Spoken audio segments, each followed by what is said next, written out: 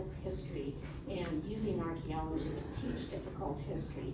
You've heard quite a bit about Project Archaeology already, and you can see the logo up there. But 10 years ago, we wanted to expand our Project Archaeology work to include more about archaeology education issues and opportunities in general, and thereby strengthen what we're doing with Project Archaeology, and then also what everyone in the country could do with archaeology education in general. So we started the National Archaeology Educators Conference, and a part of it is also our biennial Project Archaeology Coordinators Conference that we've been doing. This is the 16th one that we've done at that. So we're including that with it. So, this is our welcome to our Teaching Difficult History with Archaeology forum, and I say that I love doing these kinds of things because I can get all of my favorite people together, and we can talk about really interesting things and solve some really interesting problems together, and hopefully start moving towards some solutions. So I thank you to everyone who's been on the panel. Some of you came from great distances to be here, and we really appreciate that. And so the little bit about the format, Charmaine Thompson is going to be our moderator. We have some questions that she's going to ask, and then also we will open it up to some questions toward the end. Also from our some conversations that I heard last night at dinner, a lot of you could be on this panel because you've been thinking about this and doing this.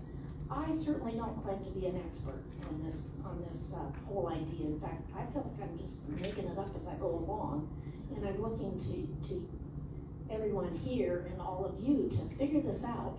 How do we do this, and how do we do it effectively, and how do we do it in a way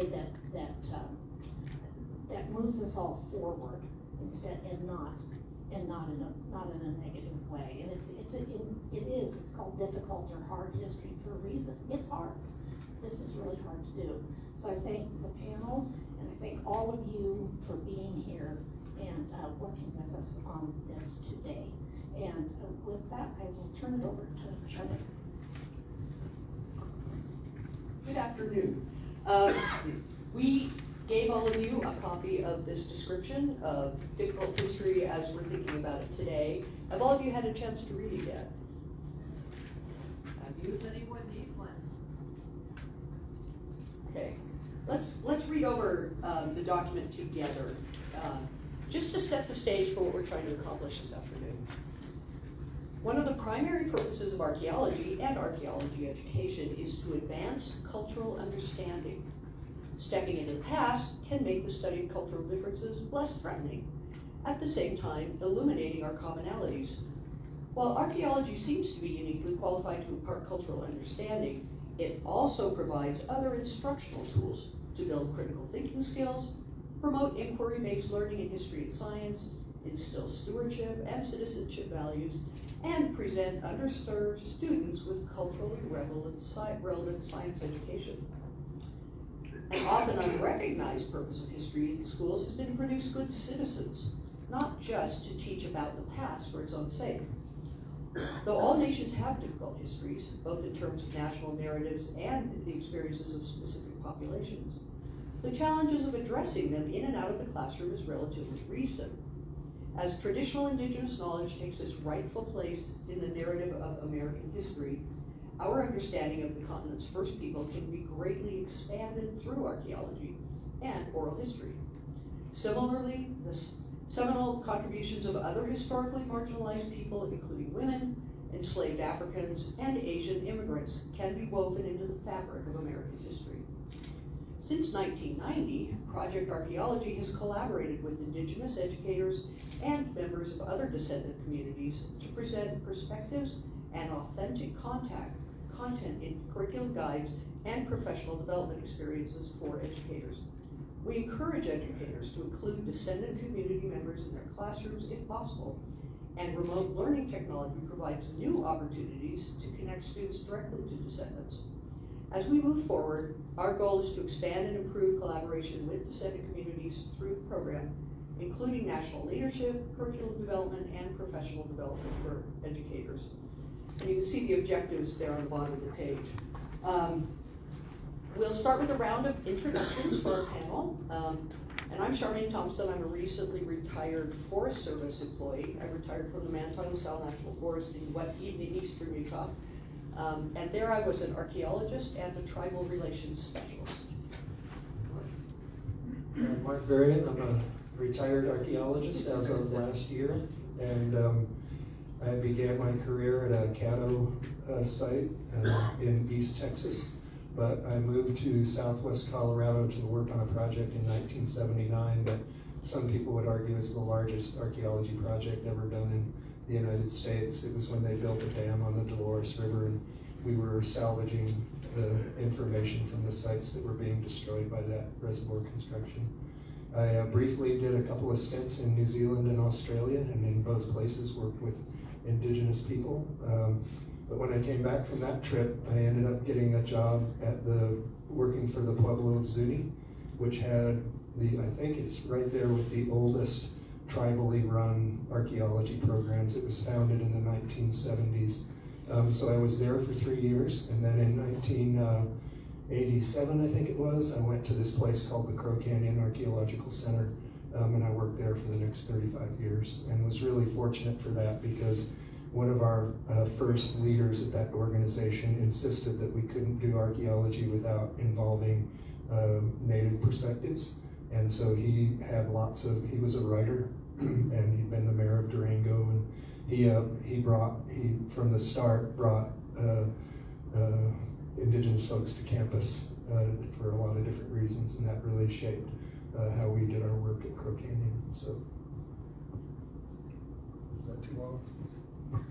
I'm Jeannie Moe, and I've had the great fortune of leading the Project Archaeology program for many years, mostly through the Bureau of Land Management, and retired from federal service 5.5 years ago.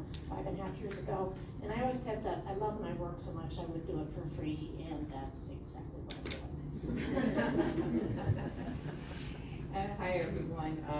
It's just a real honor to be able to be on this panel group today to meet with all of you. Elaine Franklin. I live in Raleigh, North Carolina. I find myself as a career educator. I've been in a lot of different kinds of positions in education, but a lot of it has primarily been in the designing and conducting professional development programs for teachers, and so have really loved an association with Project Archaeology and really appreciate the kind of knowledge and that the curricula is built upon.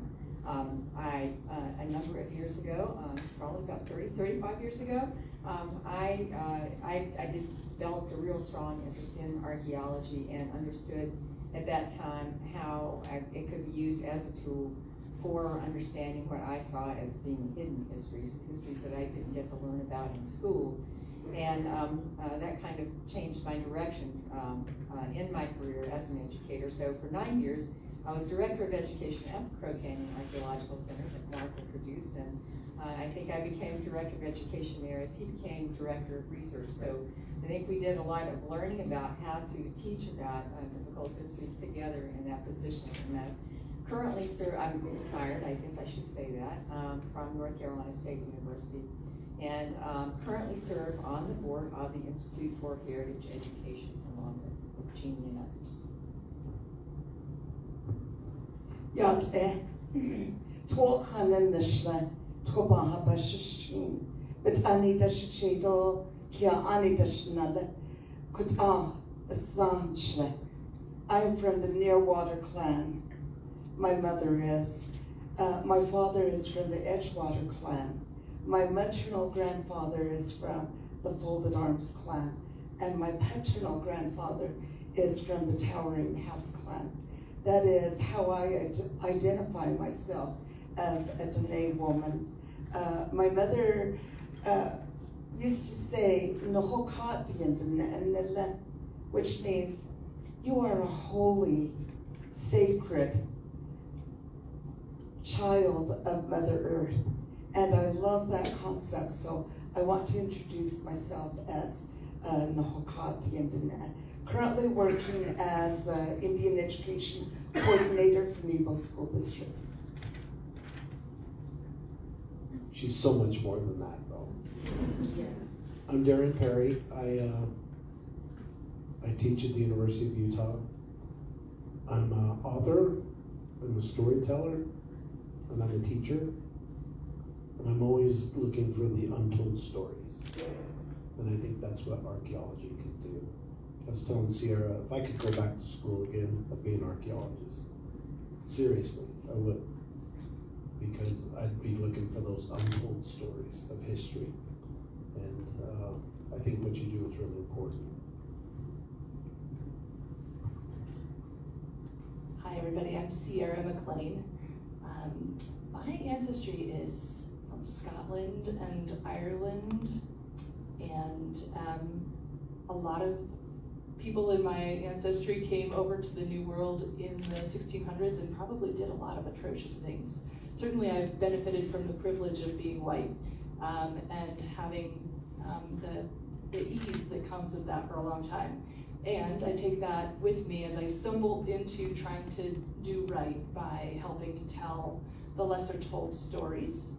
So I do that from a couple of platforms. Most notably, I'm right now the Heritage Education Specialist for the Bureau of Land Management. I work for the headquarters office, the Washington, D.C. office, based in Grand Junction, Colorado. But that's fairly recent. For the last 13 years, I've been the education program manager for Denali National Park and Preserve. So hello, my Park Service colleagues.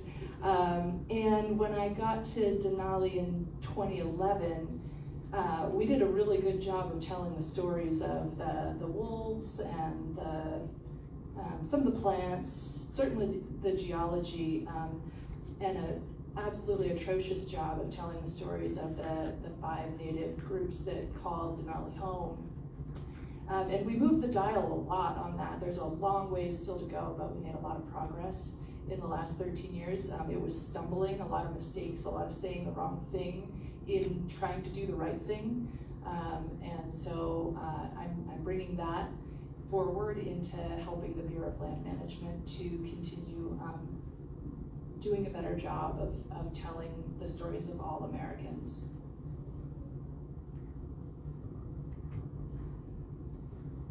Nendevani sigote, nendevani Virgil.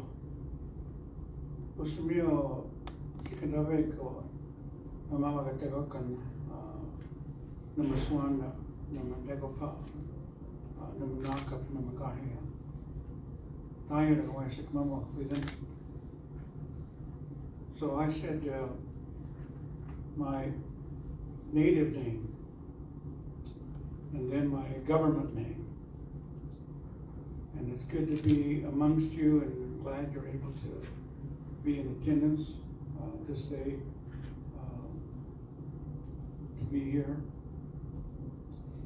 And you've already heard a lot from me. I'm a former educator, tribal chairman, but I'm spending now most of my time being an advocate for the native perspective. And that's why I think Project Archaeology, I'm able to give the native perspective that enhances Project Archaeology. I am involved in, I have stokes and many fires. Supposed to be retired, but I guess not. I'm also on the committee with the Utah Natural History Museum advisory board with other natives. So we give direction and to assist the University of Utah Natural History Museum in their exhibits and things like that. And I also teach our Goshu Shoshone language to our elementary students located on a public school near to the reservation. It's a small public school. They have ranching families, out near the reservation. Their children attend the school. It's a K through 6 elementary program. And they have 25 students in this whole school. And I have 11 of those children in my immersion class. And it's our 3rd year with the immersion class, with our negotiation language.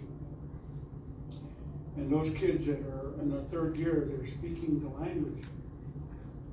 And their parents and the grandparents say, we don't understand what our children are talking about because they're speaking the language. And so we've taken us 3 years to get to that level, and we're still continuing. I also do a similar program with our high school students in Tola County School District. I do a Zoom with them. I meet with them for an hour and a half on Zoom, doing the same thing that I did with the elementary kids. So the elementary kids are 3 years ahead of the high school kids right now. And the way I teach the language is it's heavily phonic based. And my premise is, when we first started to speak, we didn't speak in terms of adverbs and pronouns and punctuations and all those kind of things. We learned how to speak by listening and mimicking our parents and our siblings. And then we went from there to speaking with full sentences and phrases. So that's the background I use. I use a lot of phonetic sounds. So for example, in what I said earlier in my language, Sikandave. Sikandave means this day. So what I teach is seek. So I tell my students, and I spell it out for them. So I spell on the board S-E-E-K, seek. And then dave, sikandave. So means A-A-H, T-A-H-V-A-E. Seek dave, sikandave, this day. So that's how I teach the immersion class. It's through phonics. When you get to the University of Utah and other places, they put annotations and all that kind of stuff. I don't deal with annotations. Because when you first started speaking, you didn't deal with annotations, right? You didn't have to say, well, this means you have to emphasize this. That means this is a vowel sound, this is a consonant sound. We didn't learn language that way. So I simplify everything. So as a teacher, I also believe in the KISS system, right? Keep it simple, stupid, right? So I wanted my students to understand, even though history is complex, it's really simple. It's about conflict, it's about fighting, it's about, whatever, disagreements. Disagreements lead to this, blah, blah, blah, right? So I simplified a lot of things so they understood American history, because I taught American history. Well, anyway, so what I'm doing now, I'm fulfilling an advocacy role. I think that's my role now, and how I see myself doing things for Native culture. To be perspective to what natives are about. You've already heard some of my comments, and some of the things I've already done. So that's me, and welcome to Southern Utah State, Southern Utah University, and open your minds and listen, and don't be afraid to ask questions. Thank you. Thanks, everyone. So, the Where way do you we'll- get Sam's information? Oh, Favorite so much. okay. Okay. We'll let Sam be mysterious. So what we'll do is we have a series of questions, and I will ask that question to a particular panel member. They can answer it, and then if any of you on the panel want to add anything, we'll just pass the microphone, okay? So, Eileen, will you get us, or Elaine, will you get us started? scared you, didn't I? Yeah, I did. Elaine, what is difficult or hard history? What makes it difficult? And how does it change over time and over space? All right, that is such a simple question. No, not simple at all. And I think, Darren did such a beautiful job this morning of really describing what that is and showing us what that is. I'm not sure if I can add a lot to that. Difficult history is history that counters that dominant narrative. It's a history that it upsets the apple cart. It rubs against the grain. Several years ago, I had the opportunity to work on NAEC Institute with he was the state historian in New Mexico, and he described history as a conflict of stories. And that's been really useful for me to think of it that way, of history as a conflict of stories, and thinking of it that way, it made me think, well, there's probably not any history that can't have its difficulties. And it helps me to think about that also on the different levels. I know that when I first became involved in archaeology education, I was kind of thinking about that national narrative and the difficulties of telling that history, the non-dominant version of that. But it's not just at the national level. Like, difficult histories are at the local level, they're at the regional level, and they can even be the familial level. And for me, when the closer that an identity, whether it's a person's identity or a community's identity, is tied to history, the more painful maybe that difficult history can be when it's challenged. And so difficult history for me, I guess, is also part of, history's connected to identity. And when we feel like our identities maybe are being threatened in some way, that is a really scary thing. There's a level of dissonance. It can be emotional, it can be cognitive. But as teachers, I think it's important to recognize that difficult history can happen in all those different levels. We try to be really sensitive to that possibility when we're teaching, and to think about the kind of resistance that's very probably going to happen as a result. And how do we gently and gracefully and empathetically move people through their resistance? So I'm sure there are others that have a lot they can add to that. Would any of you folks like to add anything? Okay. Thank you so much. Great additional stage for our conversation. Thank you. Eileen, you are next. Is all pre-European contact history difficult? If so, how? Why is it difficult to teach this?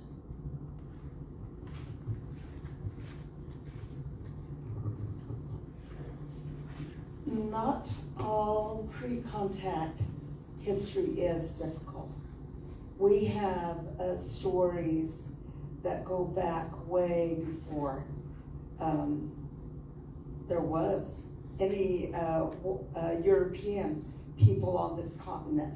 And many of those stories are happy memories. We hear them through the generations. Indigenous way of keeping history a lot of times is a little bit different. We tell our stories, our winter stories, and we have our ceremonial songs that we do, our rituals, and we have our different ways of inscribing on canyon walls and boulders and different things that we keep history. From those accounts, we see a lot of really great memories of peoples all over this continent. There were skirmishes, yes. That can't be denied. We had enemies. I'm Dene, and there's lots of stories in my family about my family being kidnapped by Utes, the Ute people, and by taking our young ones and sold the slaves in the Santa Fe area. My mother raised me, and my mother was raised by her grandmother. So I was very fortunate to hear the stories from my mother's grandmother's lifetime and great-grandmother's lifetime.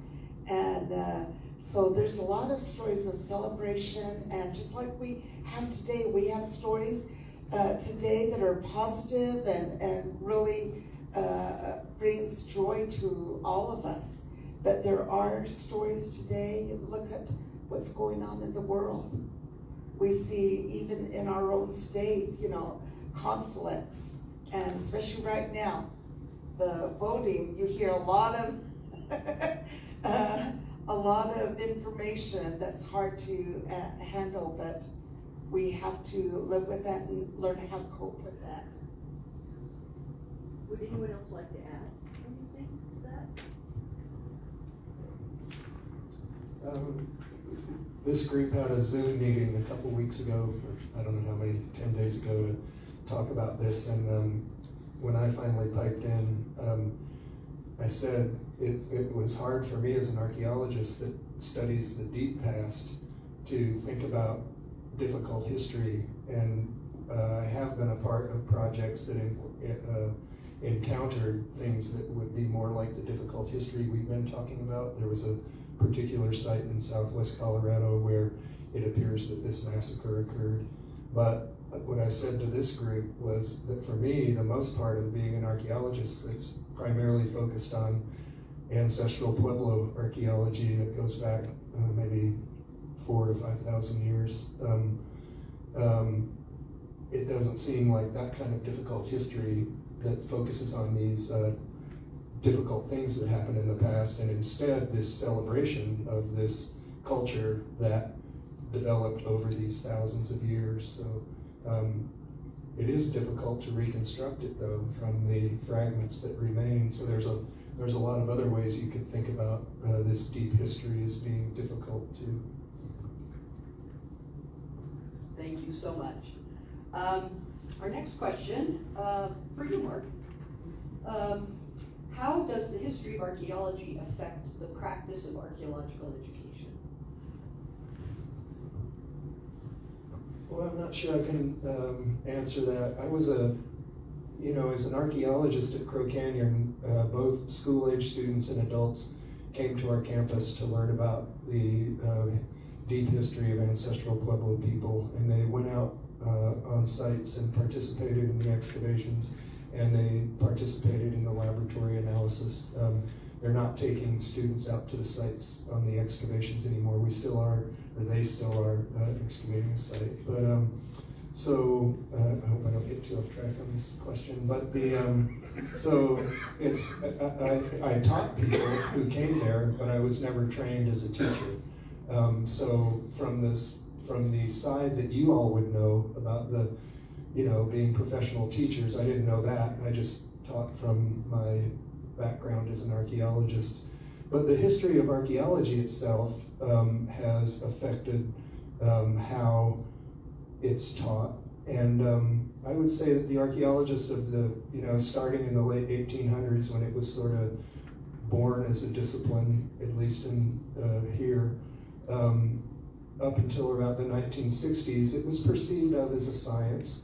And yet in the 1960s, there was a movement that came about that said this isn't rigorous enough science.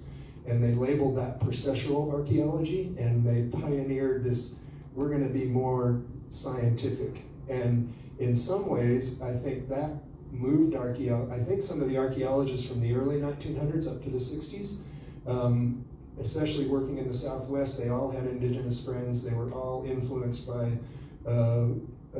native beliefs and the native culture that they were immersed in.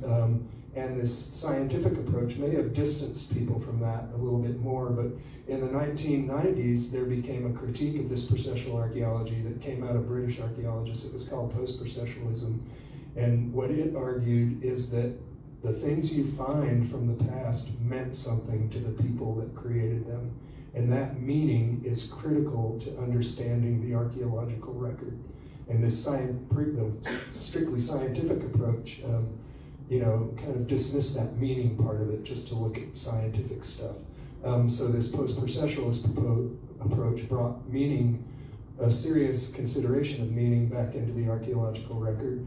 And of course, I think that's part of what brought a more explicit collaboration between archaeologists and indigenous people, because we can't know that meaning the way somebody from that culture can know that meaning. So that's my history. I guess that's my response to that history question. Anybody else? And so, my response to this won't be nearly as scholarly as Mark says, but in teaching a lot of kids about archaeology over the years, particularly at Crow Canyon, I learned that there are lots and lots of misconceptions about archaeology, and a lot of that's created in the media. And some of you are probably too young to even remember the Indiana Jones movies, but they were very popular. And so for a long time, and it wasn't just because of Indiana Jones, archaeology was just associated with treasure hunting and digging things up, and certainly not associated with being scientific in any way or so much about stories of people in the past. So looking at where kids were, and adults too, when they came to the center, and thinking about their misconceptions, that was sort of a starting place. And so what are they? I need to know what those are if I'm gonna, help you with some understanding here. And so there's that. And then there's also just a not understanding at all. So the archaeologists study dinosaurs. That's still out there very much. They study dinosaurs. They don't study humans. And I've just wondered for a long time, does archaeology need a rebranding? And I'm not sure how to do that, but a rebranding might be kind of helpful. We do that. I think we're doing it. Okay, How about Sierra? would you like to add anything, Sierra? Give me a prompt here, Judy. I like what you said about the perception of archaeology and how that carries forward into education and why that's an issue. Do you remember that?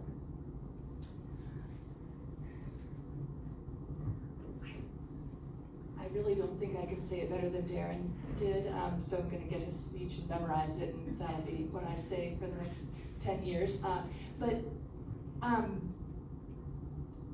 I think that maybe what Jeannie is looking for that I've expressed is that it's a tender moment in time where a lot of things that were done in the past that have come to light and are perceived as inappropriate in our modern lighting can very easily be canceled, the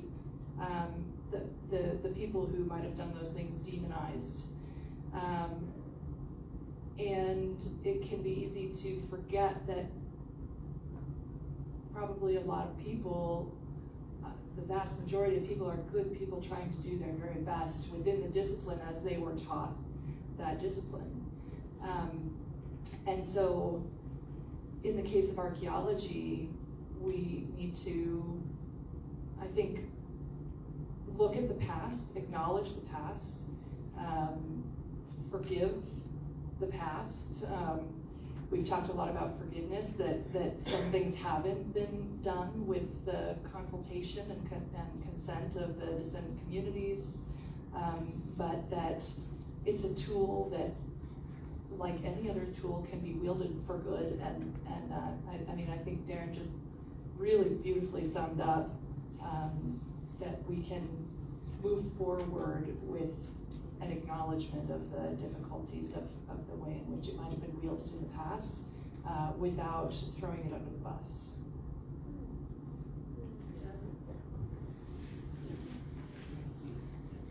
Thank you so much, Sierra. Our next question is for Jeannie. What is your experience with teaching difficult history? Provide an example.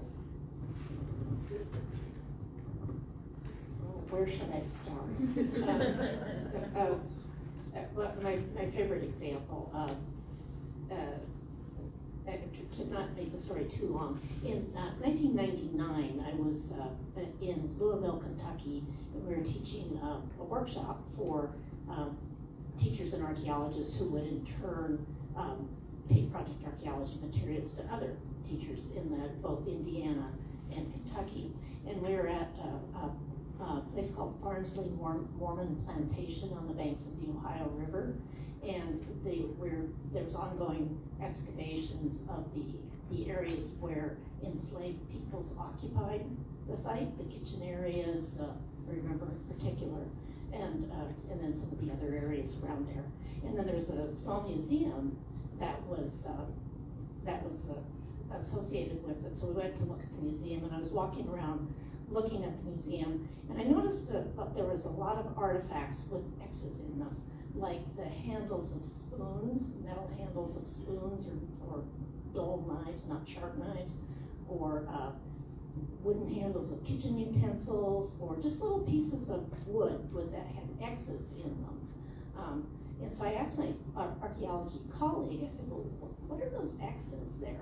And he said, well, an archaeologist never liked to commit anything, but he said, well, we don't really know, but some archaeologists think that they are something like a signature of an enslaved person.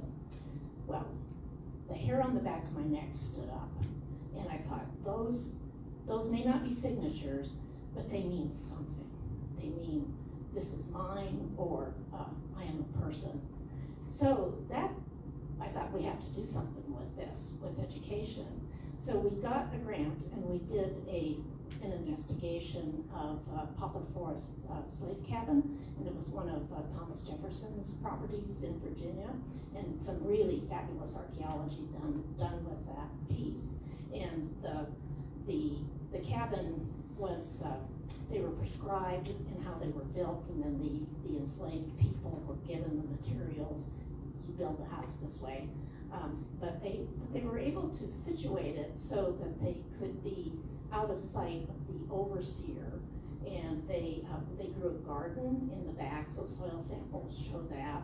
There were remains of gun parts inside of it, and also wild animals from the nearby forest, nuts and berries, so it showed that they were supplementing their nutrition from the surrounding area. And then on the side away that couldn't be seen, there was a yard that was devoid of debris, meaning that it was probably swept. So within this horrific institution of slavery, these people had resilience and ingenuity and hard work to make their lives somewhat better as much as they could. So fast forward again to 2007, we had the piece done, and I was in Washington, D.C. at the Museum of Natural History to teach this to African American educators. And so I'm standing here in Washington, D.C. with a room full of African American educators and saying to myself, what was I thinking? Here I am, a white woman from Bozeman, Montana, and I'm going to teach them their history. So it was hard. Well, it was really emotional because of the content and then the audience, but we were able to. It went pretty well. We'll put it that way. And one of the teachers said, my grandmother swept the yard every day. I always wondered why she did that. Now I know. And so we had some really good conversations like that I wish I could have recorded. But I did tell them about my experience of working with this material that was so hard to work with, but then trying to find the resilience that came through, and really this glorious history of from a clapboard cabin to the White House that these people made, that enslaved people. That's their history, and it's a glorious history. So we had a good conversation about doing that, and one of the teachers summed it up nicely. She said, well, not talking about it is not gonna make it go away. So that was a really positive experience with teaching difficult history. So, and that's one of our best pieces, and one of the pieces that's gotten used the most because of what that is. So that's a very positive experience of it, but not without a lot of tribulation on my part. Would any of you like to add your experience?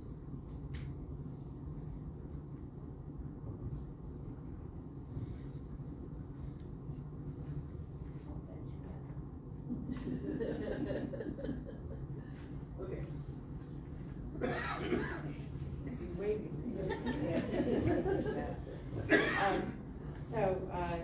Certainly, I think we, I don't know if it speaks for everybody, but when I worked at Crow Canyon Archaeological Center, and we were teaching somebody else's history, the ancestral Pueblo or the Pueblo history, and we wanted to make sure that that we weren't just leaving people in the past. And I know that Darren and others talked about that this morning, that they didn't just live in the past, they lived in the present. And how did that happen? How do you get from the past to the present? So that was really important. Teaching continuity and change was an important theme in all of the curricula that we developed. And we didn't develop that in isolation. We did that in collaboration. I'm sure that the collaboration got better over time. Certainly I was there 9 years, and I saw that we got better at knowing how to include people and how to include people from the beginning. One of the things I guess that I remember the most in doing that is on the Crow Canyon campus there are houses. So we have reconstructed houses from different times in that history.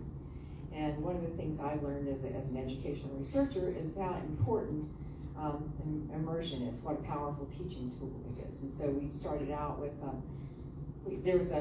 had always been a pit house, a basket maker pit house on the campus of Crow Canyon. And looking at some of the research that I did, I realized that was the history that students learn best.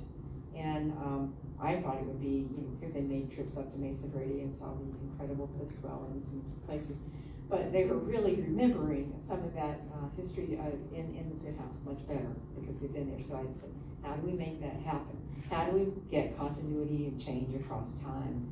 And so we constructed a replica Pueblo house. It was, I think it's probably around the 1100s, I can't remember, 1200s, yeah. And so when we were doing that and talking with Pueblo advisors, we wanted to make that as authentic as possible, and that was one of the things I thought was really important. I don't want to create. I know that those real things that they touch, the concrete things, are really important, and so I don't want it to be artificial. And so, but part of that household room block would have been a kiva, which is a sacred place. And in talking with Pueblo advisors, it wasn't okay to do that. It wasn't okay to have a kiva there. And so we struggled with that. How do we teach about that but not have it? And so we left it out, but we realized that was a really teachable moment in the curriculum. And we come out, of the rooms that surround it. This was kind of the reflection part at the end. We sit in a circle, just ask the students, what's missing? Is there anything missing here? And they, I always knew, okay, well, why isn't there a kiva? And instead of telling them, it was much better to ask them, why do you think there's not? And they, always invariably get to that point where, well, because it's a sacred place, it's probably a place that you didn't feel comfortable building, which is, we shouldn't have felt comfortable building that. And so anyway, they really understood that. So I don't know if that that's a very kind of extreme example because we were able to build, replica structures, but from an archaeological perspective, that kiva was very much part of the household, and so not showing that, how can we show it and not build it at the same time?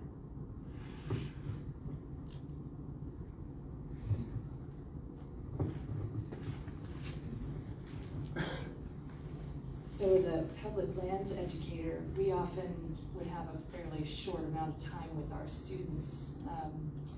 And they're coming from all different backgrounds. I mean, right? Visitors coming from all over the country, all over the world. So it needs to be really general. And as Park Service, audience-centered experiences, right? So one of my favorites that worked very well was I would take a group of kids and in Denali, but you can do this anywhere, and point out a place name and talk about where did this place name come from. In the case in Denali, we would drive on the school bus out to the Savage River. So a lot of people don't know the history of the Savage River, and so it's like, okay, well, we don't know the history.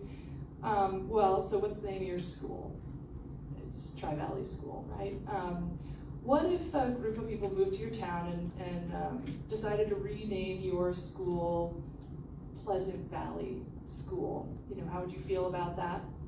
Have the conversations of ownership and, but that's not the name. My parents went to the school and it was named this other name, and ownership in that sense. And then, great, what if they named it School Where Really Naughty Kids Go? How would that feel? And you can see where I'm going. So it's just a really easy kind of universal connection, because virtually every elementary schooler is going to have some connection to this, and pride for a place, and that place is their school, or if they're a homeschooler, you figure it out, right? But just simple ways to connect with the empathetic understanding of what that might feel like to have one's history retold or mistold is a great way to connect. Thank you. And as luck would have it, Sierra gets to answer another question. And it's this broader question. We've been talking about what difficult history is, but let's really talk about why to do this work. Why do we do the hard work of teaching difficult history? What are the pros and cons of taking this on?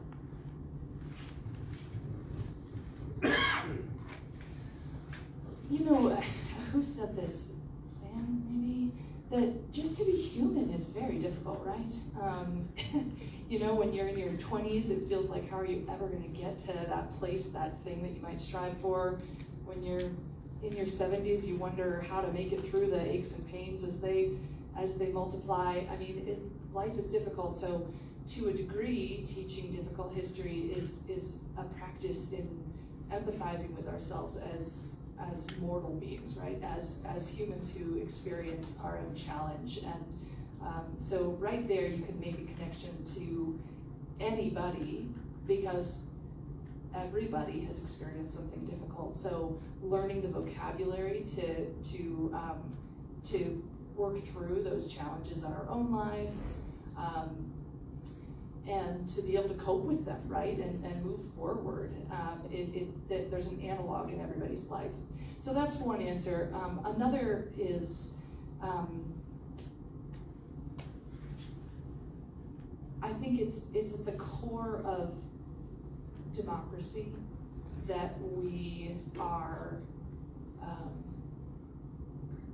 attuned to, empathetic to, acknowledging of the past and the wrongs, the places where we've stumbled as a society, the places where we've done great things, perhaps at some cost, right? Like there's difficulty to a lot of our stories, but to have a society that can think for itself,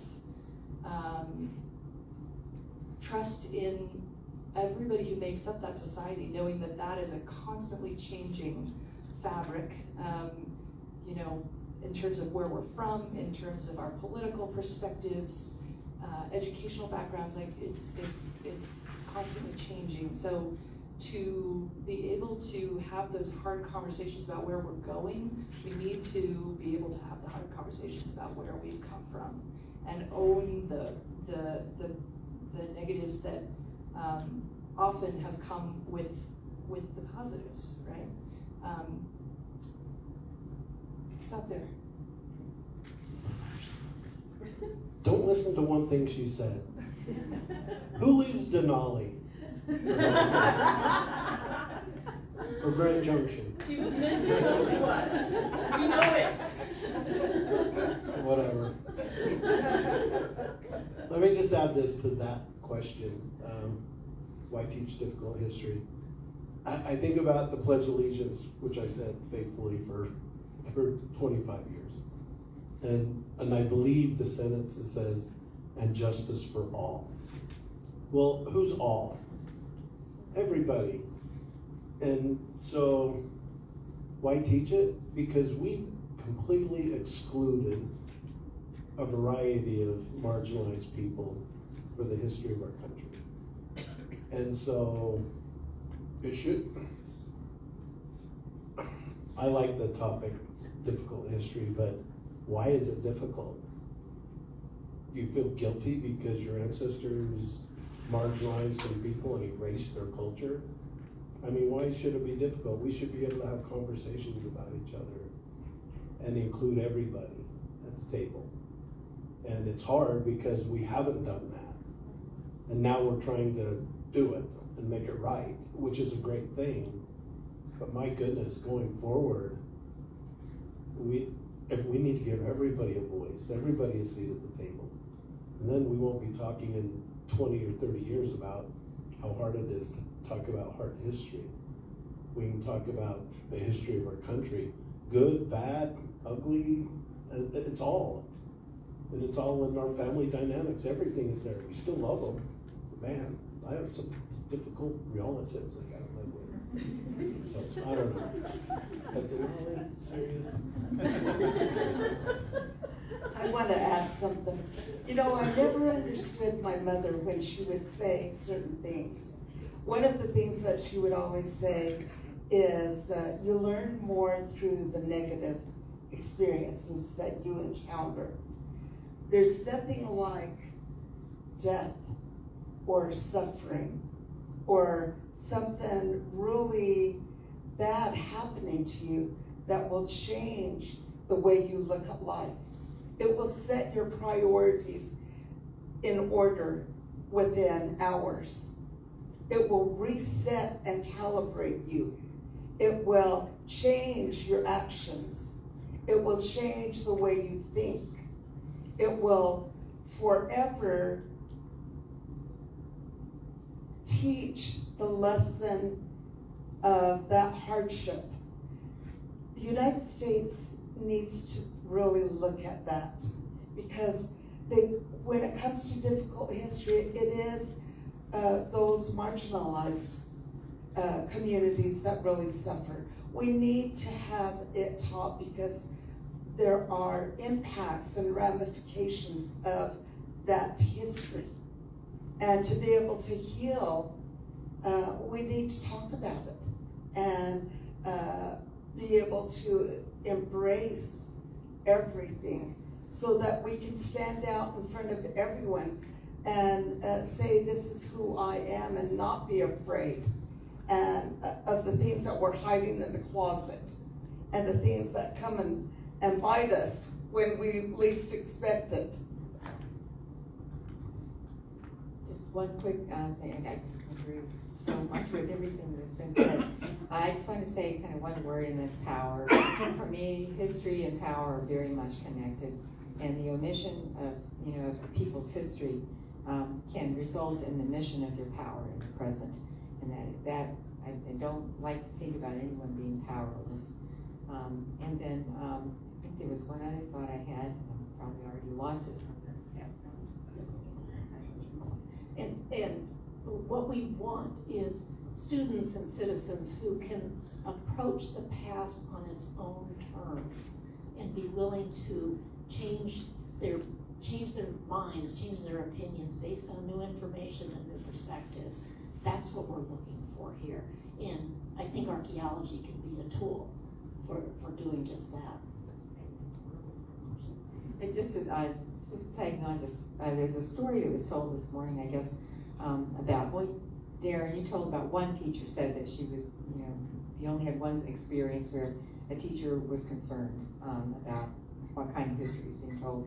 And that's just, I want to acknowledge that for teachers, is that it is very political, and in different parts of the world it may be different. I live in the South, and I know that for a lot of teachers in the area where I live, that they have to unfortunately worry about their jobs, and it has become very political, and I just wanted to acknowledge that.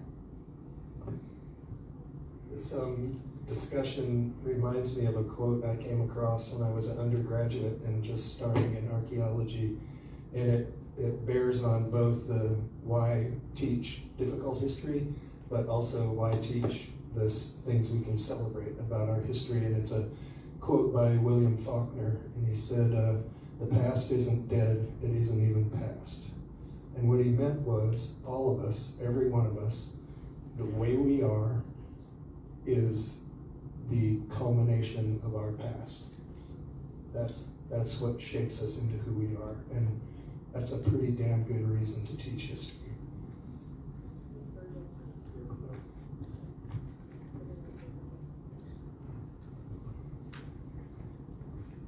I'm going to tell you a story. I'm going to tell you a coyote story. You know, we're moving into winter, and amongst us Native Americans, we tell coyote stories in the wintertime. We don't tell it in the summertime. And I learned a lot of coyote stories about proper behavior and etiquette and ethics and all those kind of things in my younger year at the feet of my grandmother. And the coyote, amongst the Great Basin people, Paiute people included, Shoshone people included, coyote was an animal that was very deceitful, very conniving, very narcissistic. It was all about coyote, not about us.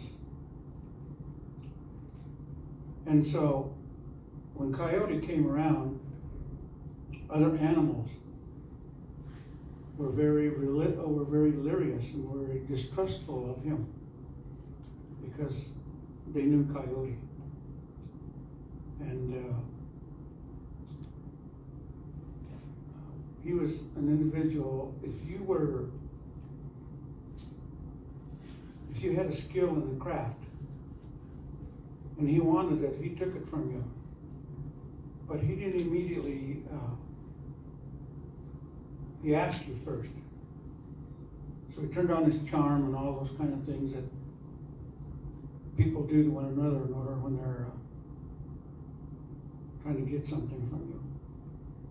Okay, it could be your colleague, could be your spouse, could be your boss, people like that. And if they don't get it, then they become narcissistic, because that's how they are. And so then they get into devious thinking, conniving thinking, all those kind of things, negative. So Coyote was an individual who was like that. And I'll share with you one quick story. Coyote came upon a woman, and she was an excellent basket maker, making baskets with willow. And you saw some of the baskets with our dancers earlier today. So in this area, there's a lot of willow. And the early natives knew how to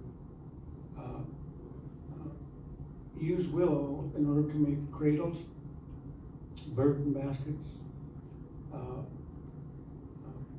to carry water, and items like that. And so women in the communities became very knowledgeable and how to make those baskets. And in order to get the willow, you have to harvest the willow at early spring and then in the fall, because you're able to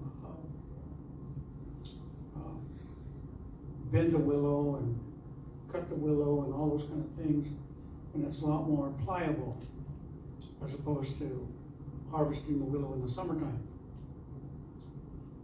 So anyway, this woman had made a basket, beautiful.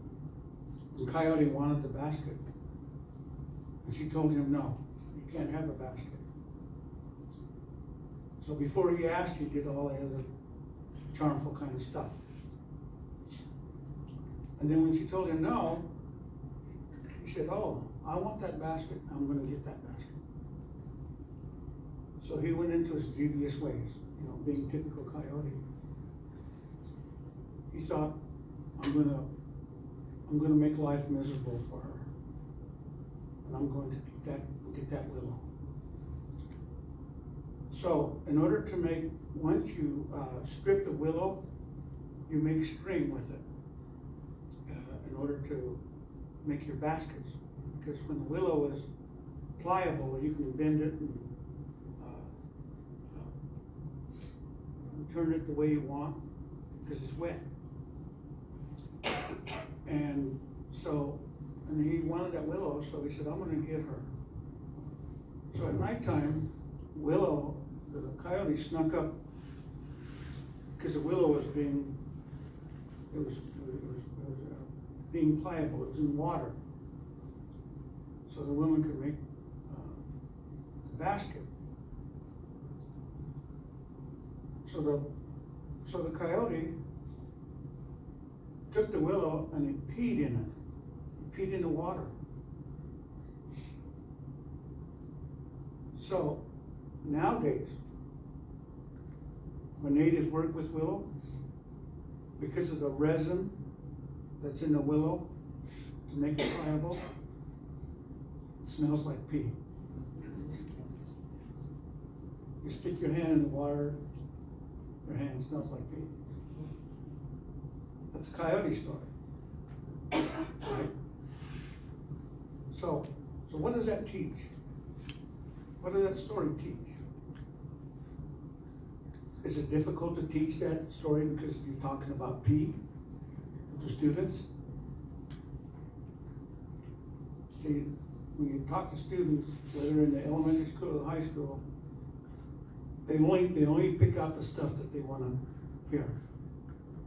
Okay? And they take that home to mom and dad. Oh, my teacher talked about peeing today. And then your mom calls and says, what are you teaching my son and daughter? You're talking about peeing, you know, and then they call the principal. The principal comes down and talks to you, and the school board and all that kind of stuff happens, right? But that's a story of how we as natives learned through Coyote stories. He made life difficult, but the natives worked through it. At times, he was so mean that the animals that he was working with killed him.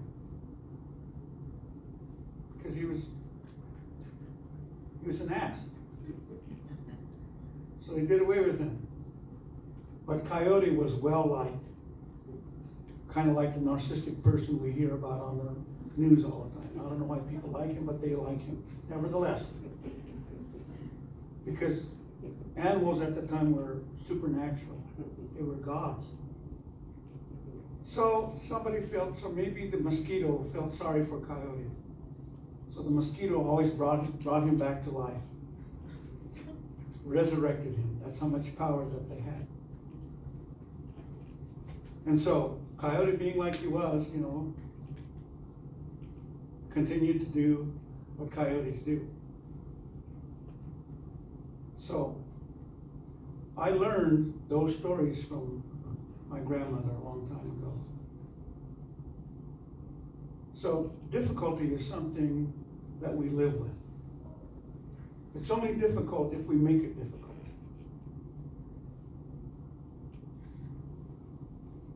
So in order to make something make sense so it's not so difficult, we need to learn how to work through it. And we can still teach those difficult stories. And in teaching those difficult stories, we use words that softens that difficulty. When I was an educator, I used to attend a lot of NAEC seminars across this country. I went to one in Atlanta, Georgia, with the Martin Luther King National Endowment History. And we stayed at Georgia State, downtown Atlanta. One afternoon, we had some free time. So I went out to Stone Mountain, Georgia. I'd never been there before. I'd heard about it, heard about it in songs. So I went out to Stone Mountain, Georgia. And it was maybe 45 minutes, something like that, east of Atlanta. So I spent the afternoon walking around. It's kind of like a little amusement park there. They have a museum there, and they have so on the Stone Mountain, Georgia, they have carved Civil War, General Lee, General Jackson, and I think Jefferson Davis, I think. And it's so when you're standing down on a parking lot, and where the amusement kind of park is, look, you can see it. And then there's a museum just kind of up the hill. So I went to the museum, and there was a replica of a star that's on the saddle on one of the rear end of the horse. I think General Lee is riding on. In that museum, that star is probably from here to where Charmaine is sitting. The points of the stars. It was huge. And so after I saw that and read all the information about the Civil War and all that kind of stuff, I took a tram up to the top of Stone Mountain. And you pass the stone that's carved in the mountain. And as you get closer, those figures that are carved, they're pretty huge, they're large. You don't get that sense when you're down at the bottom.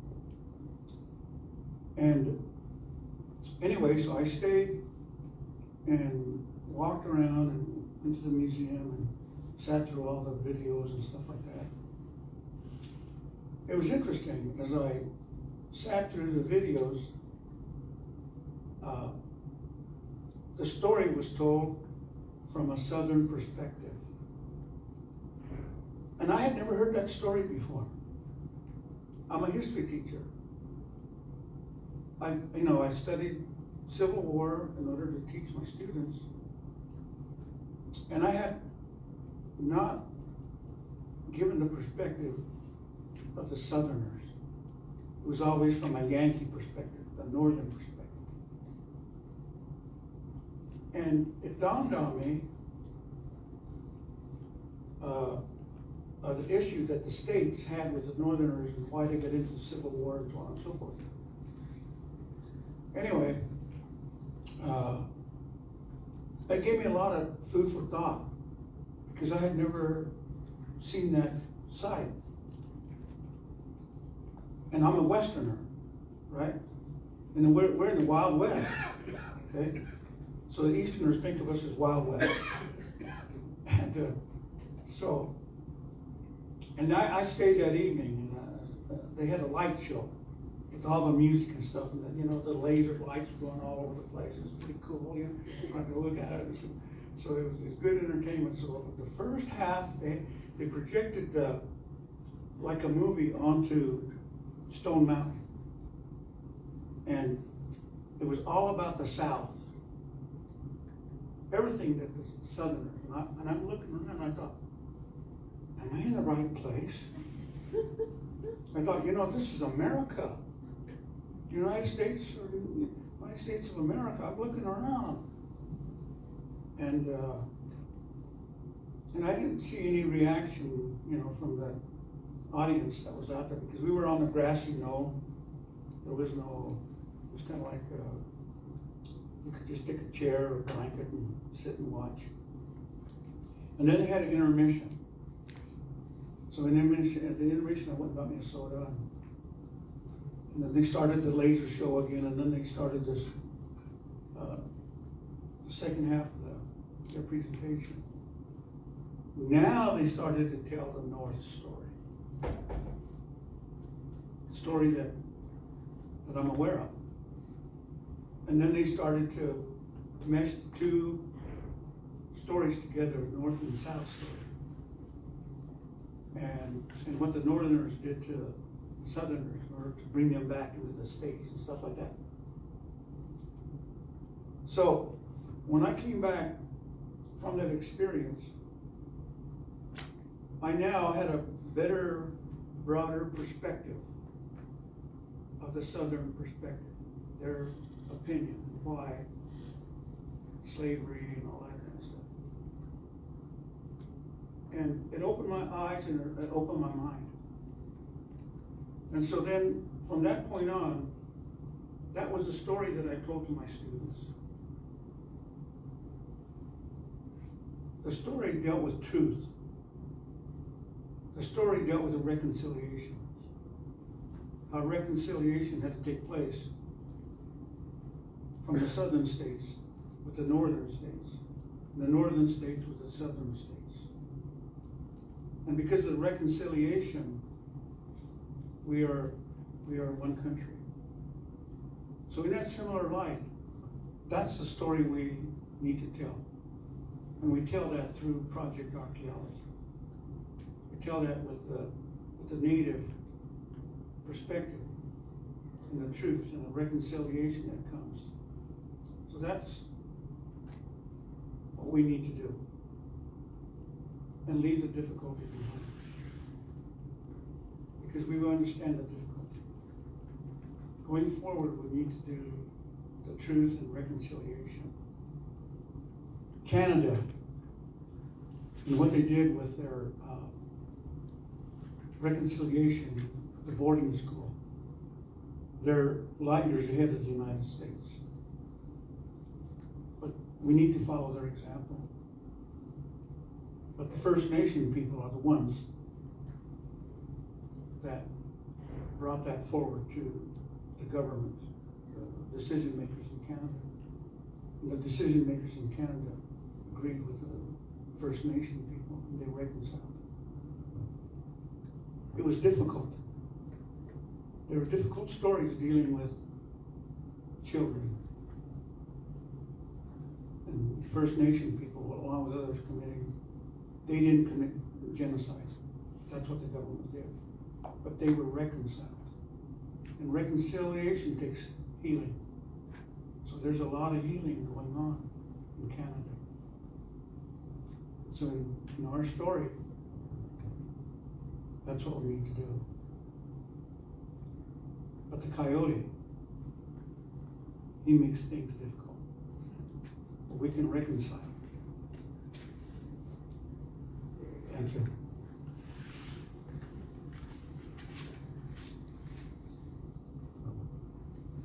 All right. I'm just trying to make sure I'm pause. Next question. How should Project Archaeology approach teaching difficult history? Should we develop a blanket policy or work on a case-by-case basis? And I'm going to direct that question to all of you, but we'll start with Sam. Try to put my head down, try to put my head down like you do in class and hope the teacher forgets about you. That never works. Oh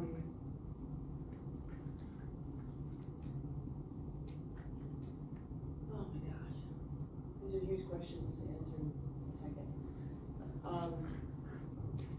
I think Project Archaeology is already,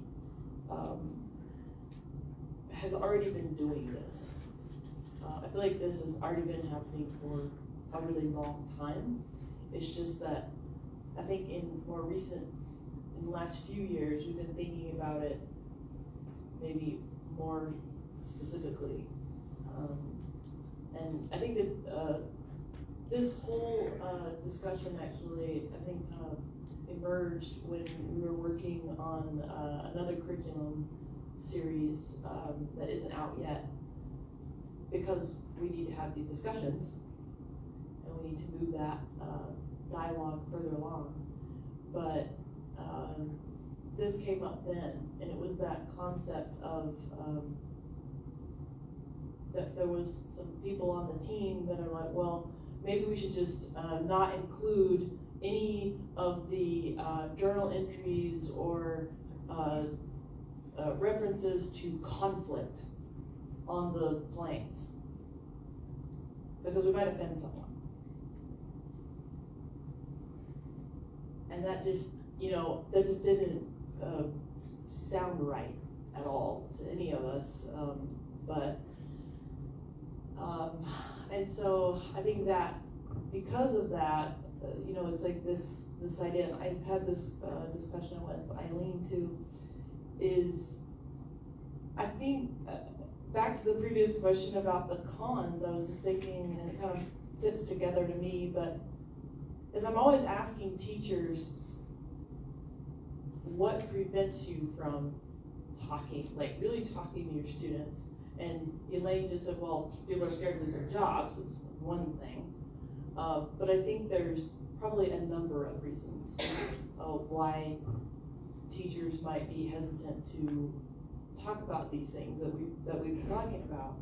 And maybe they're scared, or and I think all of you could probably chime in at this point, like, well, I can think of the reasons I'm thinking of, right now. I know you all have them in your head. So, and I think where I get to is how can we, have these, how can we, how can Sam, how can I get to a place where I feel comfortable teaching adults or children, anyone, about whatever thing it is, the Bear River Massacre, or the Civil War, and all the things.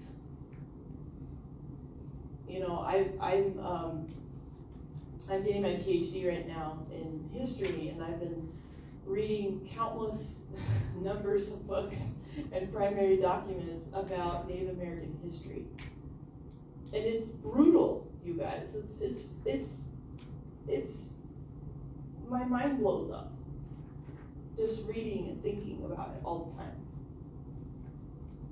But I also study world history, and I was just in Bulgaria, and the people there are dealing with all kinds of stuff like that too. They were under the Soviet Union until 1990. They've only had their current economy recovering over the last 30 whatever years. They have these quaint little towns that are kind of abandoned, and they're kind of recovering still, and that. But the interesting thing I learned from one of the archaeologists there was she was actually working with the government to preserve some of those Soviet monuments and places in Bulgaria, because so many of them had been torn down or burned down or whatever after 1990. And she wanted them to be preserved, not because she was pro-communism, but because she saw the value in telling all of the story. Because if the Soviet stuff is removed, it's like it never happened. And so there's so much value in talking with our students.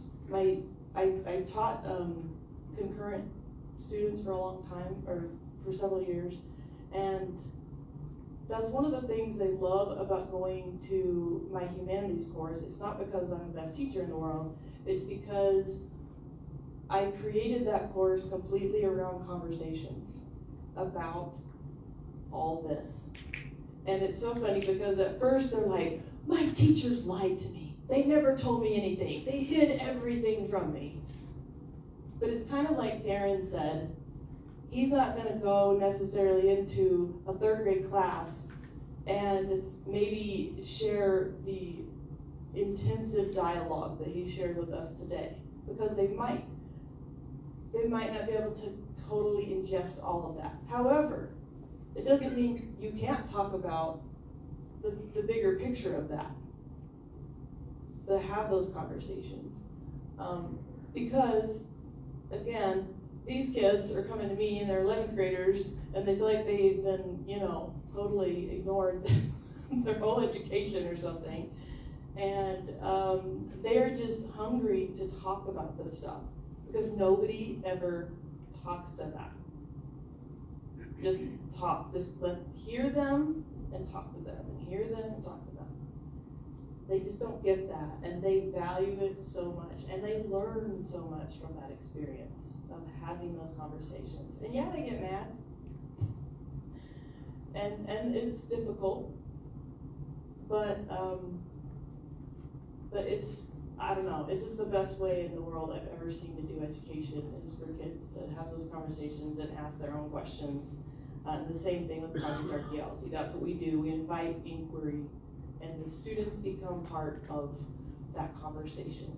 And I know, Kim, pointing at her, I know that they are doing that in their schools with the Project Archaeology curriculum right now. It is fabulous.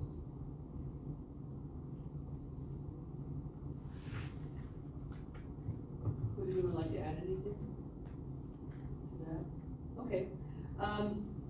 Our last question, and this is something I'd like all of you to potentially answer, is how should we prepare Project Archaeology educators to teach difficult history? And as you folks listen to this, please think about, well, what do I need as a teacher or an educator to teach difficult history? And once we've all answered that question, let's as a group decide, well, where are the gaps? Where do we need to go next to make this program a successful tool for you to all use?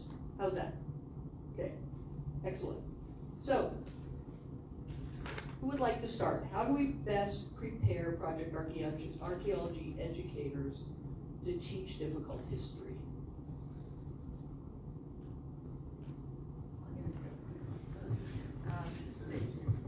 Actually, I'm kind of cheating. I made a little list for myself before we came here. And so putting on that teacher hat that I've worn for, I feel like, a very long time. One, to begin with, I think, is respecting that resistance, expecting it and respecting it, that there may be resistance there, and developing strategies for how to support learners in that moment of resistance. And for me, I've done a lot of my work in STEM education, and so big part of that is misconceptions, recognizing preconceptions and misconceptions. And so sometimes preconceptions can be sort of things like stereotypes, but where are they? Where do they start at? And so I think that's really important in teaching, is recognizing that resistance may be there, figuring out strategies for finding out where you, if you can, where your students are thinking before you get started. And this has always been important, transparency. I think if any of you have ever taught math, one of the most important questions I think you can ask is, how did you get that? When a student gives an answer, how did you get that? How did you get there? And so we, as educators, need to always be prepared to explain how we got that. I think when I was teaching at Crow Canyon, well, this is what, the archaeologists think. And you say, well, they've got this information from these dry caves over in Utah, but this is what our Pueblo advisors, this is what, Jane Hollingman from Hopi told us about that. So to be really clear and really transparent about where your knowledge comes from. I can identify particularly 11th graders. I was that 11th grader for sure. I hated history. I did not trust what was being told to me. And so I think there wasn't no transparency for me. It was, it was like this, the wizard was behind the curtain, don't question the wizard. Don't look behind that curtain. And so I don't want the students to feel that way. So, being transparent with where this knowledge came from, and also being willing to say, I don't know. This is just, I used to work with a colleague at Crow Canyon. Her name was Margie. She'd call them Margieisms. And so anytime she was responding to a question and it was her opinion, she identified it as being her opinion. So those kinds of things I think are really important. Always, of course, inclusion of descendant communities in design, development, and instruction. Those multivocal narratives.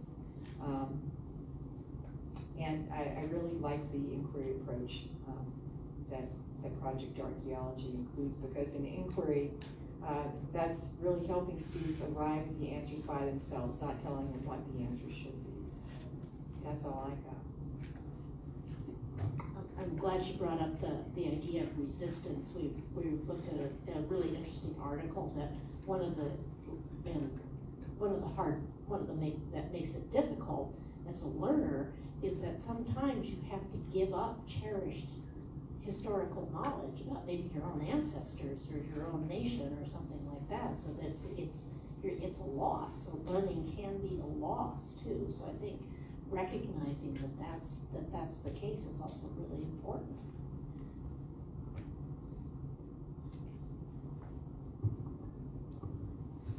Last semester, I taught a workshop at the university at the request of faculty on how to work with tribes, and it was called How to Develop Cultural Competency. And so I think the biggest thing we can do with educators is make sure as they think about a project or whose story they want to tell, that they engage with those communities. And it has to be a partnership. They need to collaborate together. You're telling their story, you better get their opinion.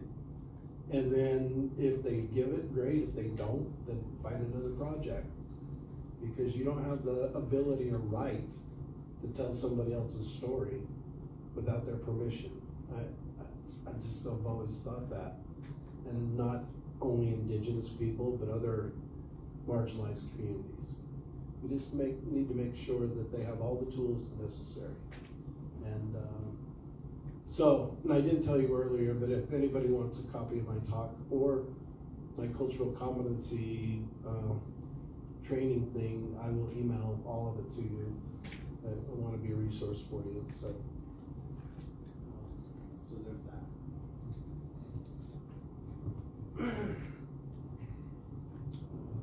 One of the things that Project Archaeology is doing now, and I don't know if it started that way, but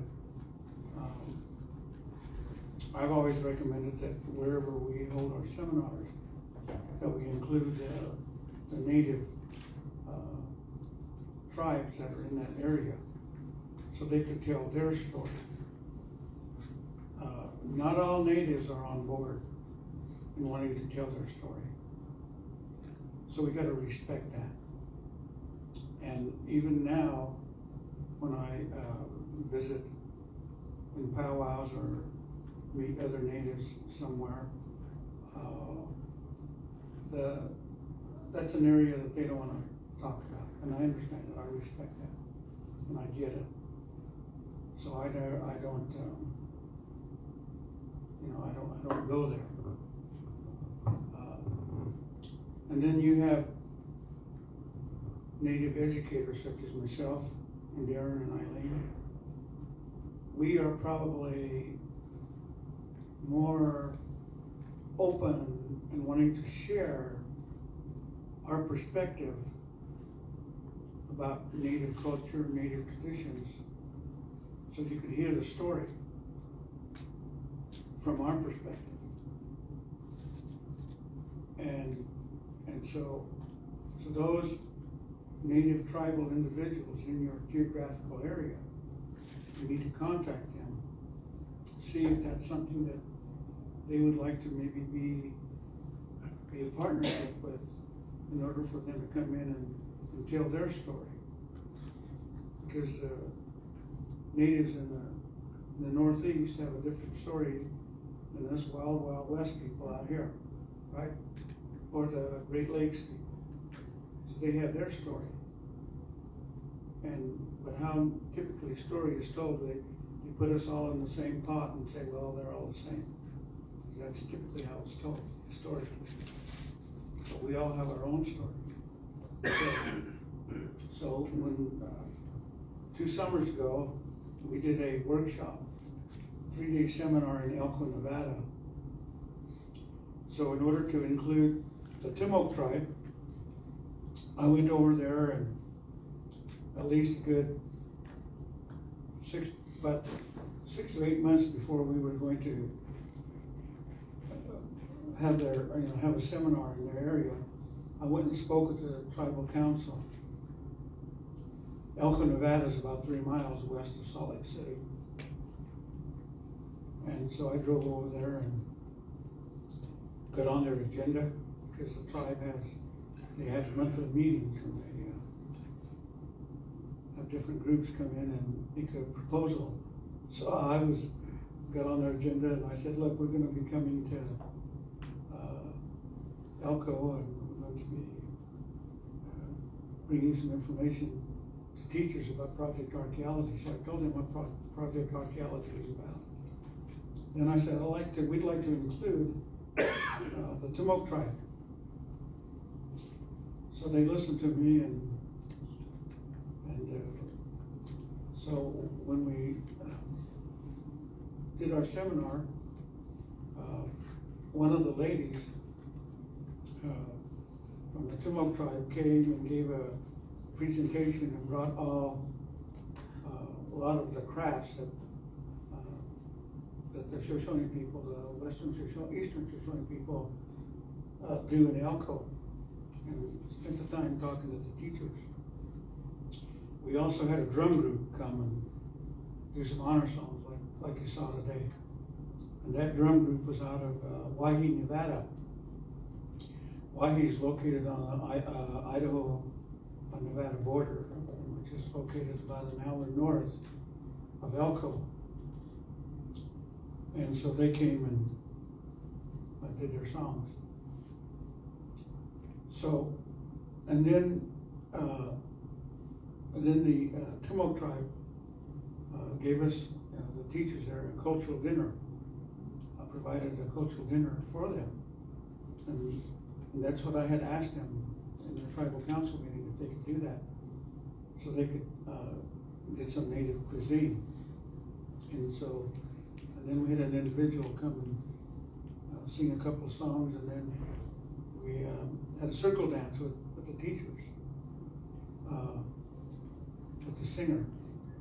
So if you would do those type of things in your area, and you can pass that on to your teachers that they speak with, to include the local tribes in the area. You'd have to get their telephone number and get on their agenda, and then ask them if they had some speakers that would like to come speak to your group, and they would be more than happy to do that.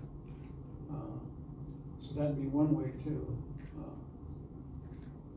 include the local natives telling their story. And because they tell their story in your geographical region, I think it opens up a way that through project archaeology, you can share that. And then that trickles down to the students, because now you have their story, you have their truth. So that'd be one way of doing what this question is asking.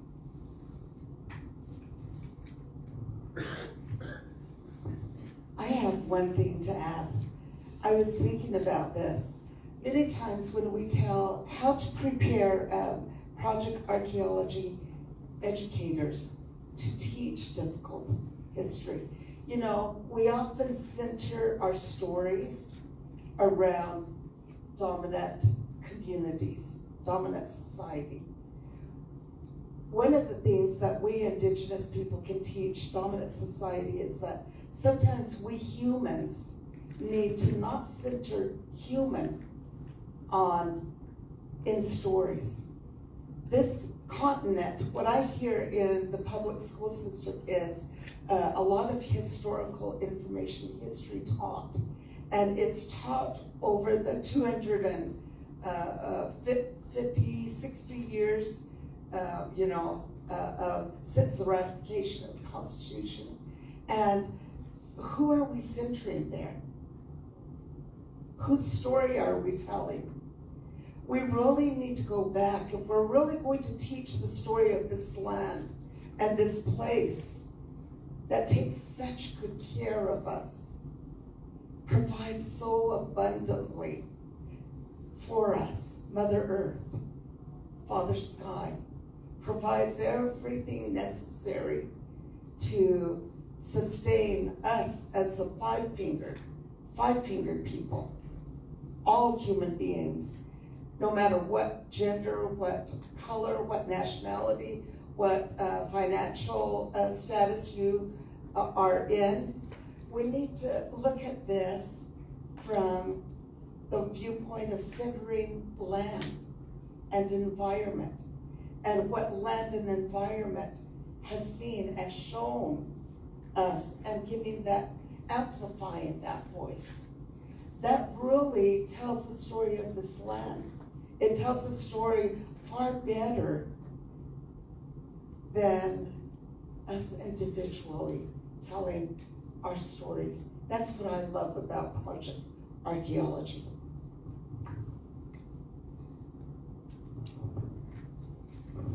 Thank you so much, folks. So, in the last few minutes we have, from your perspectives, what would help you better teach difficult history? Any ideas, any questions? Yes, I have a solution, but my hesitation is that I won't have a broad enough perspective to do it justice. So I bring up a difficult subject and then I don't have any way of defending the other perspective than the one that's been put in my head. So I'm afraid of misrepresenting an important part of the story. Solutions, please. Thanks, Connie. Jean. Well, just to answer that, I like Elaine's comment that keeping it inquiry-based helps a lot, so that students can draw their own conclusions, and presenting the perspectives and knowledge that we have as accurately and as frankly as we possibly can, and letting the students draw their own conclusion. Thanks, Jeannie. Other questions or ideas from you folks? I'm a high school teacher with a big mouth. But I think it's okay to say we don't know or we're not sure. We, educators, archaeologists, we're human. In a classroom, in a museum setting, in the national park, we don't have to have all the answers. And people respect when you say, I don't know. Or in a classroom, let's see what we can find out. It's being open. We don't know it all. Thanks, Leanne. Yes. My name is Shelby, and I'm representing the Museum of New Mexico and the Office of Archaeological Studies in New Mexico and Santa Fe, and I'm here with Ziggy, who's also one of our educators. And one of the things that we've noticed that we've struggled through for a couple of years now, myself and our predecessors, is we only get our students sometimes for 30 seconds. They're at a table, then they walk away. How do you teach difficult histories if you only get your students for 30 seconds? If you're lucky, you might get there for 5 minutes. You might get a multi-generational audience where you get the students and the parents or grandparents. But how do we bring Project Archaeology and the principles and the ideals of Project Archaeology to these shorter timelines when we're with our students? And I think that's been something that's come up at a number of different Project Archaeology events through time, is how do we apply these in these shorter timelines? Thank you. Thank you.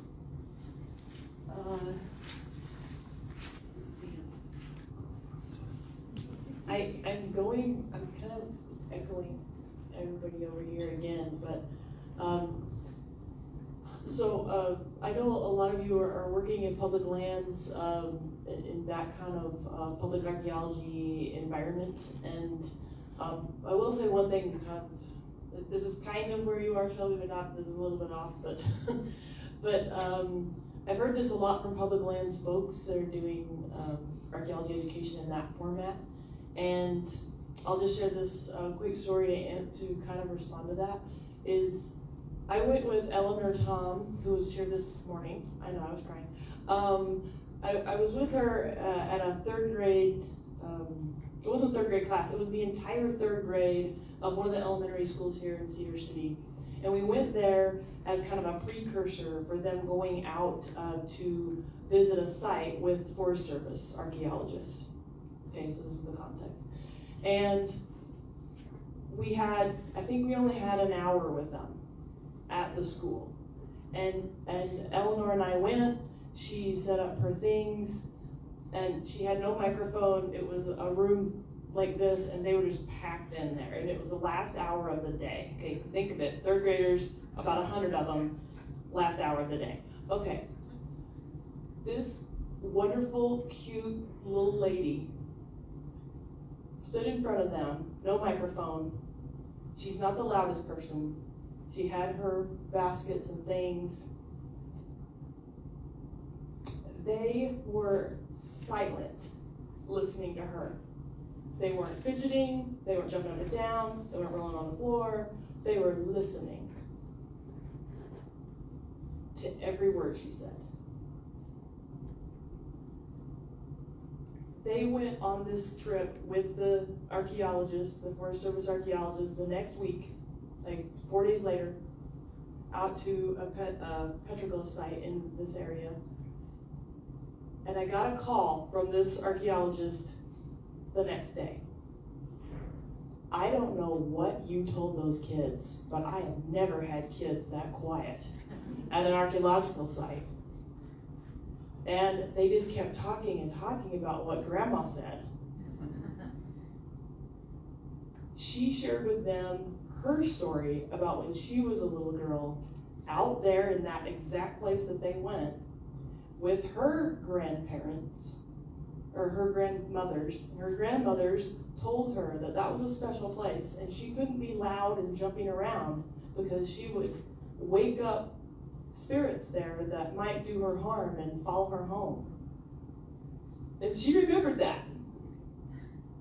And so when she went out there with them to collect the willows, she was not crazy, you know, like we might think of little kids being out there, and you know, it's beautiful out there. But she shared that story with those third graders, and you know, a bunch of other fun grandma stories, and they held on to that, this life. And when they were out there, it wasn't that they weren't enjoying it, they did, but they had a whole different perspective about that visit than they ever would have had otherwise. And so I guess I'm just saying that for you, if you don't have a lot of time with kids and you are planning to take them somewhere or do something with them, do what you can to connect with the local tribes and see if someone would come and visit with them in a classroom in advance of a field trip. Or if you're the teacher on that end, or the public lands person on the other end, and collaborate with your public lands if you have those. If you don't have those, you're back east. Your state park people or whatever. There's just a lot of collaboration you can do to make your life like, oh, I don't have to solve all this. But other people can. And that's where this works. Okay. Thank you. Yes.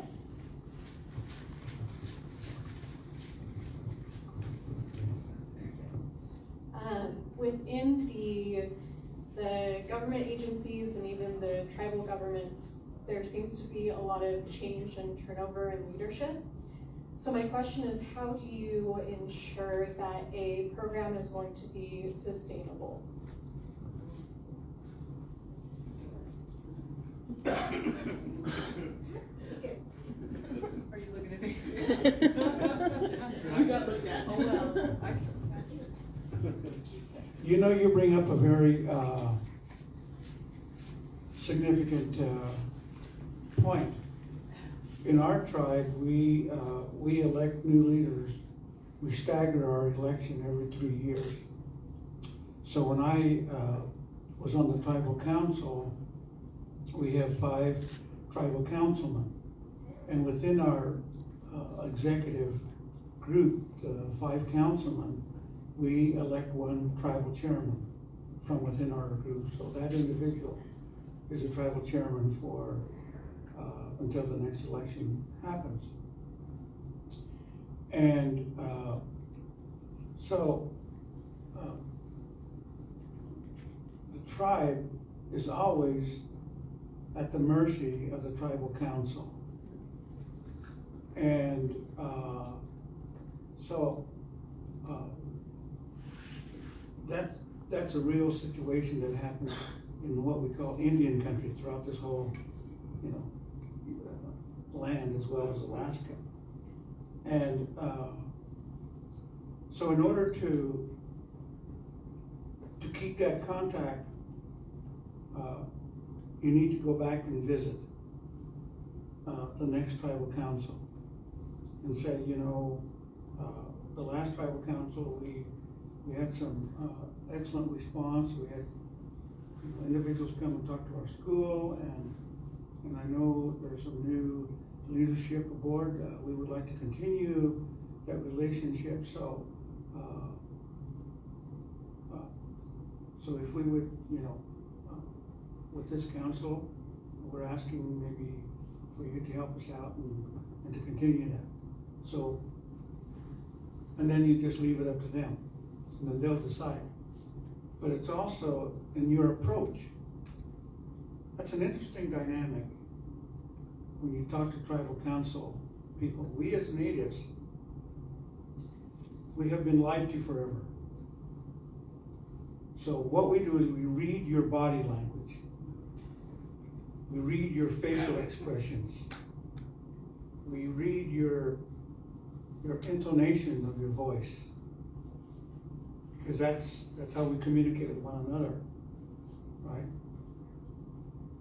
And so when you read that information and we're about feeling people, and we feel what you're saying is good and is truthful, then we'll give you the benefit of the doubt and say, yeah, okay, this guy's fine. Yeah, okay, we can work with it. And then we'll say, yeah, we can do something like that.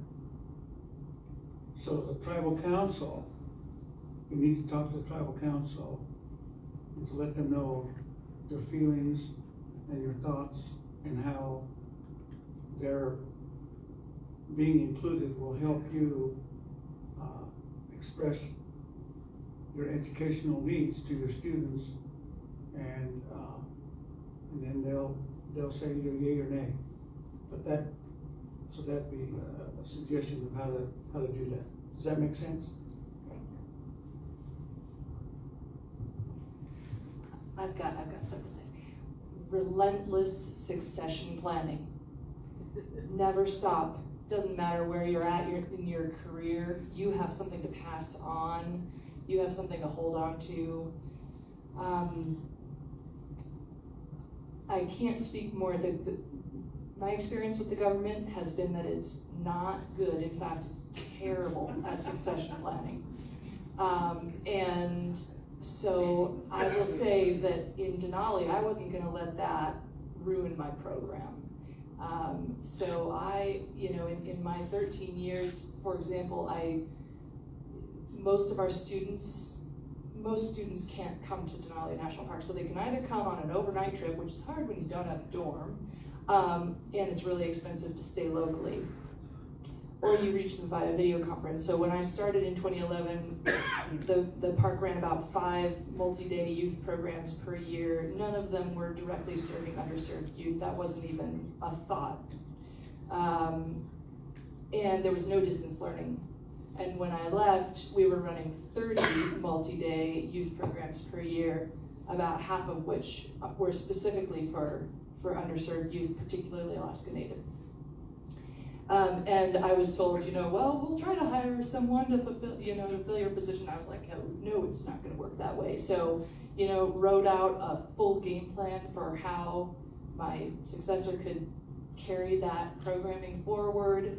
Got a partner organization to pay for me to go back to Denali once I was working for BLM, to spend a week with my successor, training them into the position. That's not something the government does.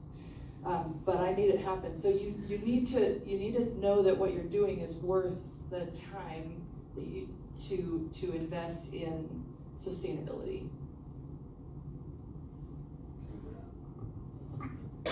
I'm gonna give you advice in 30 seconds that'll save all of you. And it speaks to a little bit what Virgil said a minute ago.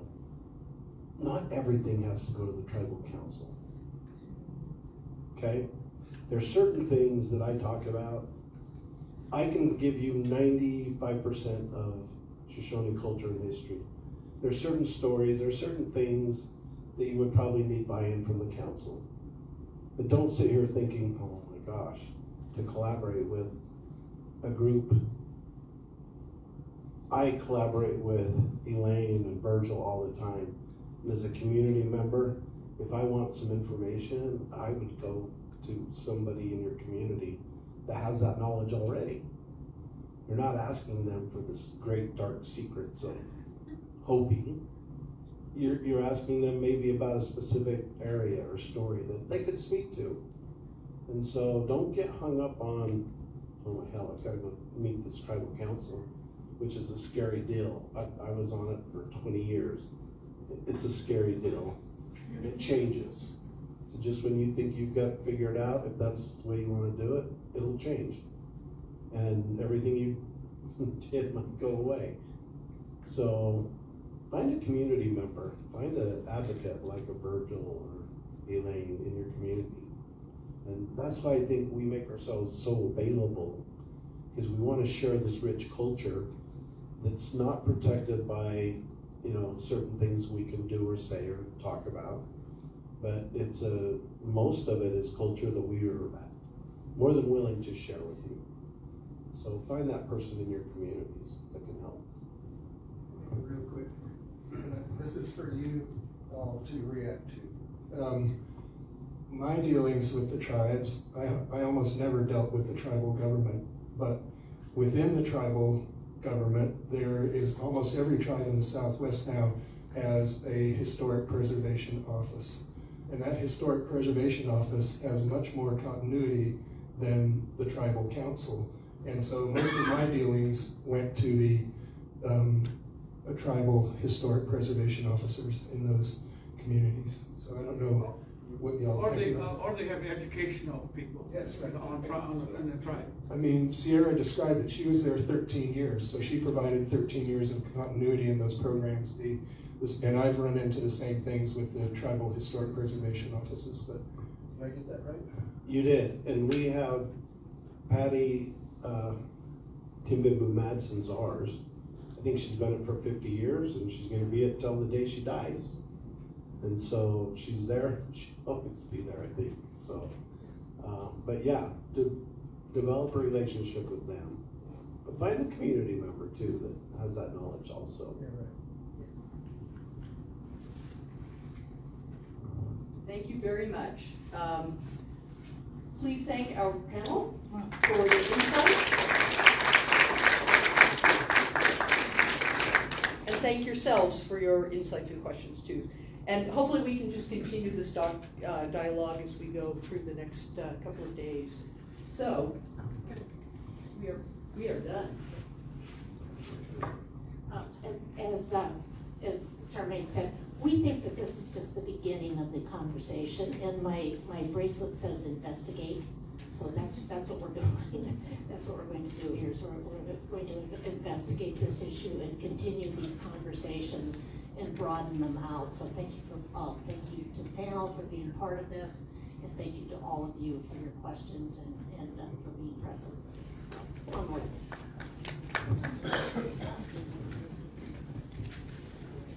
I'm going to invite the forum panel participants out into the hallway for a little group photo. In the meantime, I will be thanking our people who sponsored this particular session. We had an anonymous donor and the Natural History Museum of Utah who sponsored the session. You all go ahead. Photo shoot. I'll tell you all about this amazing museum. So the Natural History Museum of Utah inspires wonder in science and the natural world. Located on the University of Utah's Research Park campus in the foothills of Salt Lake City, the museum is a vibrant center for research, education, and exploration. Through world-class exhibitions, they are committed to showcasing the rich natural and cultural history of Utah and the surrounding region to foster a deeper understanding of our planet's past, present, and future. Their public exhibitions are founded on the museum's vast scientific collections, which you can check out virtually, which are home to approximately 2 million objects that are carefully preserved for research conducted by the scientists of today and tomorrow. And with that said, I will hand it over to Sam, as she has us up a special treat for you all. Well, I don't, but.